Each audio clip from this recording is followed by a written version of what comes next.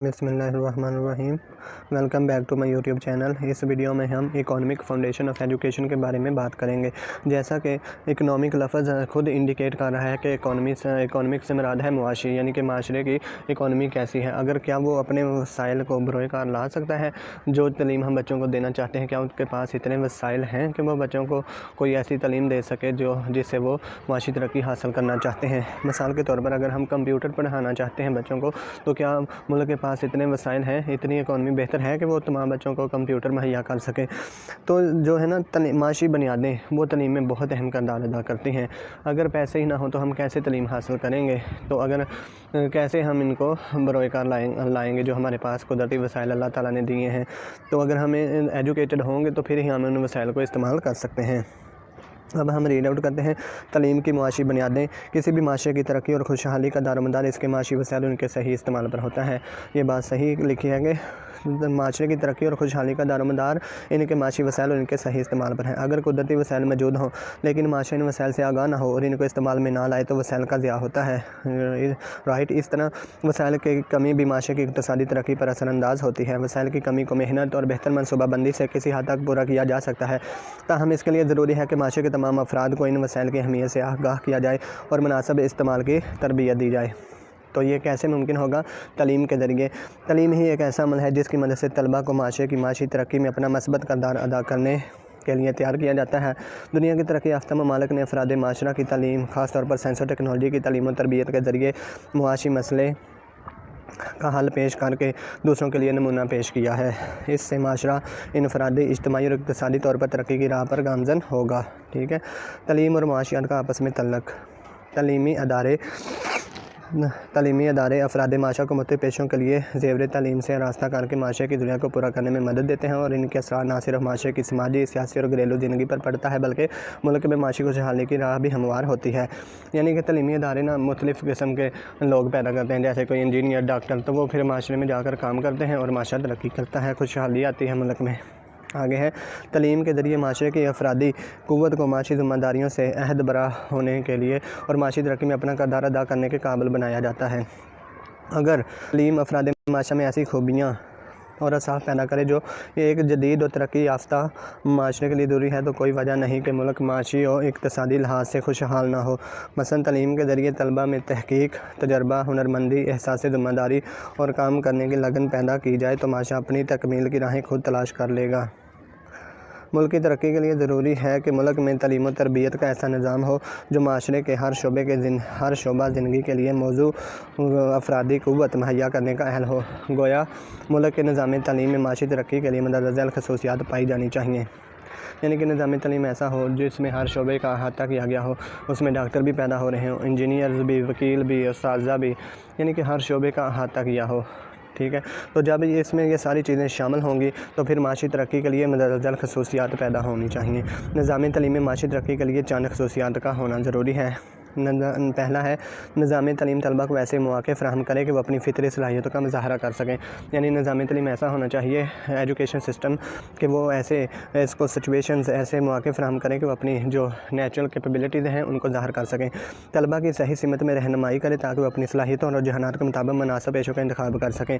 Education process ایسا ہونا چاہیے جو طلباء کی صحیح سمت میں رہنمائی کرے اور وہ اپنی پسند کے کسی بھی شعبے میں جا سکیں۔ صنعتی، تجارتی اور زرعی تعلیم کا خاطر خواہ انتظام کیا جائے۔ فنی اور پیشہ ورانہ تعلیم کے حصول کے لیے ذرائع فراہم کریں، یعنی کہ جو ٹیکنیکل اور پروفیشنل کوالیفیکیشن ہے نا، اس کے لیے ذرائع فراہم کریں۔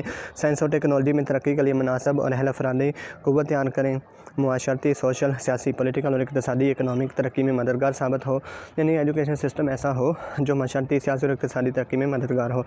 ایجوکیشن سسٹم ایسا ہو جو ابتدائی تعلیم پر خصوصی توجہ کے نتیجے میں طلباء کی تعلیمی بنیادوں کو مضبوط اور پائیدار بنائے۔ نصاب تعلیم میں بدلتے ہوئے حالات اور تقاضوں کے مطابق تبدیلی اور ترمیم کی گنجائش رکھیں۔ جو کریکلم ہوتا ہے، جسے ہم انگلش میں نصاب راستہ کہتے ہیں، جس پر ہم چل کر اپنے مقاصد، آبجیکٹیو حاصل کرتے ہیں، وہ ایسا ہونا چاہیے کہ وہ جیسے جیسے حالات ہوں، جیسے معاشرے کی ڈیمانڈ ہو، اس کے مطابق وہ تبدیل بھی کیا جا سکے۔ یہ نہیں کہ صرف ایک ہی سلیبس پڑھاتے رہیں تھرو آؤٹ لائف، جیسا کہ اب پرائمری اور مڈل کا چینج کیا ہے اور بہت اچھا سلیبس بنایا ہے، اسی طرح وقت کے ساتھ ساتھ جو سلیبس ہے، جو کریکلم ہے، اس میں چینج کرتے رہنا چاہیے۔ آگے 9 ہے تعلیمی ادارے میں جدید علوم پر تحقیق کے مواقع فراہم کریں۔ مجموعی طور پر ایسی عملی وضع کر کے اسے جدید خطوط پر اس طرح استوار کرے جو معاشی ترقی کے ساتھ ساتھ سماجی اور معاشرتی ترقی کی رفتار کو تیز کریں۔ تعلیم کی معاشی بنیادوں کے لیے اہم نکات۔ تعلیم کی معاشی بنیادوں کے لیے اکانومک فاؤنڈیشن کے لیے مندرجہ ذیل نکات بہت اہم ہیں۔ Following points are very important. تعلیم کی معاشی اساس میں طلب حلال اور اجتنابات حرام کا خاص خیال رکھا جائے۔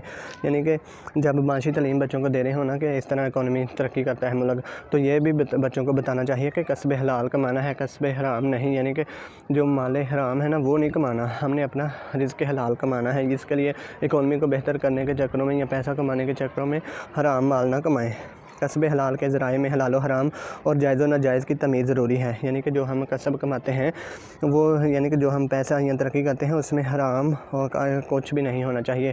ان کو تمیز سکھائیں حلال و حرام کی۔ اسلامی نقطہ نظر سے حلال اور جائز روزی کے حصول کے لیے جدوجہد اور کوشش عبادت کا درجہ رکھتی ہے، عبادت تصور کیا جاتا ہے۔ آگے تھرڈ پوائنٹ ہے انسانوں اور افراد معاشرہ کی جائز معاشی ضرورت کی تکمیل کے لیے معاشی وسائل کی تلاش اور فراہمی پر خصوصی توجہ دی جائے۔ کسب حلال کے لیے مختلف پیشوں کے لیے ماہرین کی تیاری کے لیے پیشہ ورانہ پہلو کو پیش نظر رکھنا چاہیے۔ تعلیم برائے تعلیم کے ناقص تصور کی بجائے تعلیم معاشرے کے ہنرمند افراد کارکن لیڈر تیار کرے جو تمام شعبہ حیات میں اسلامی اقدار اور اصولوں کی روشنی میں وسائل رزق تلاش کر سکیں اور معاشرے کی معاشی ضرورت کی تکمیل کر سکیں۔ یعنی کہ تعلیم کا مقصد تعلیم ہی نہ ہو بلکہ وہ ایسے کارکن ہنرمند افراد کارکن اور لیڈر بنائے جو زندگی کے تمام شعبے میں پیدا ہوں، اسلامی اقدار ہوں، ان میں اصولوں کی روشنی میں رزق حلال تلاش کریں۔ ایسے بچے ہونے چاہیے اور معاشرے کی ضروریات کی تکمیل کرے۔ ایسے بچے بنانے ہیں ہم نے۔ تو آگے ہے تذکیر کائنات کے اصولوں کو پیش نظر رکھ کر کائنات کے اندر پوشیدہ خزانوں کا کھوج لگایا جائے اور وسائل رزق کی تلاش کے لیے مادی اور مدنی وسائل کو بروئے کار لایا جائے۔ اس مقصد کے لیے تعلیم میں تحقیق کو نمایاں حیثیت دی جائے۔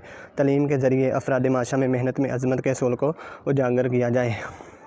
یعنی کہ تحقیق کرنی ہے، جو زمین میں چھپے ہوئے ہیں مادی ذرائع ان کو حاصل کر کے اکانومی کو بہتر کرنا ہے، رزق حلال کمانا ہے۔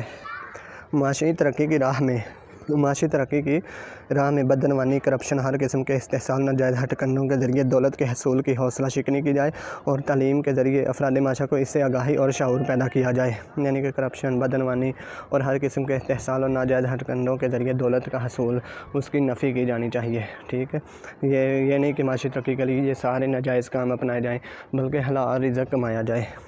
آگے ہے معاشرے میں پسماندہ اور محروم طبقات کو معاشی لحاظ سے اوپر اٹھانے کے لیے اسلامی اخوت اور اسلام کے معاشی تصورات کو افراد معاشرہ کے ذہنوں میں اجاگر کرنے کے لیے تعلیم کو ذریعہ بنایا جائے۔ یعنی کہ جو غریب لوگ ہیں، پسماندہ ہیں، محروم طبقہ ہے، ان کو بھی اوپر اٹھانے کے لیے اخوت کا درس دیں کہ تمام مسلمان بھائی ہیں، اسلام کے معاشی تصورات ان کو تک پہنچائے جائیں بچوں تک کہ وہ جب وہ بڑے ہوں تو دوسروں کا بھی خیال رکھیں، صرف اپنے بارے میں ہی نہ سوچیں۔ مدرجہ بالا تمام یعنی کہ اوپر بیان کی گئی تمام باتوں میں پیشہ ورانہ مہارتوں کے ساتھ ساتھ اللہ کی رضا کا جذبہ پیدا کرنے اور اخروی زندگی کی تیاری کا اہم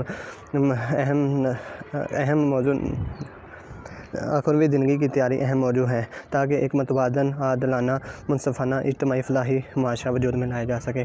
یعنی کہ یہ نہیں کہ صرف پیشہ ورانہ مہارتوں پر توجہ دی جائے بلکہ اللہ تعالیٰ کی رضا بھی ہو، آخرت کی زندگی کو کامیاب بہتر بنانے کے لیے اقدامات بھی ہوں۔ ایک متوازن، عادلانہ یعنی کہ عادل والی زندگی، انصاف پرست، منصفانہ، اجتماعی فلاحی معاشرہ وجود میں لایا جا سکے۔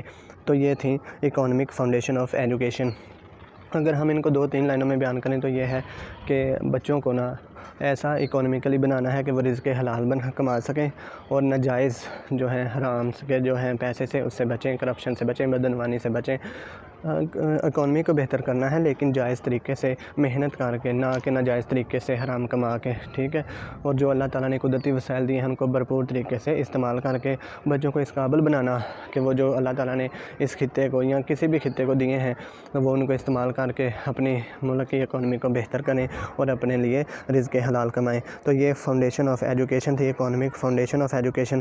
آج ہمارا چیپٹر 1 جو ہے وہ BA میں تھا، یہ پنجاب یونیورسٹی کے، اور PMS اور CSS میں بھی ہے فاؤنڈیشن آف ایجوکیشن، وہ چیپٹر ہم نے مکمل کر لیا ہے۔ اب ہم انشاءاللہ اس کے جو MCQs ہیں وہ پڑھیں گے جو کہ لیکچرر ایجوکیشن کے لیے اور اس طرح کے جو دوسرے ٹیسٹ ہیں جیسے لیکچرر ایجوکیشن اور پروفیشنل ایجوکیٹرز کی جو جاب آ رہی ہیں ان کے لیے بہت اہم ہے۔ تو آئی ہوپ آپ کو یہ ویڈیو اچھی لگی ہوگی۔ Please subscribe my channel. Thank you very much. اللہ حافظ۔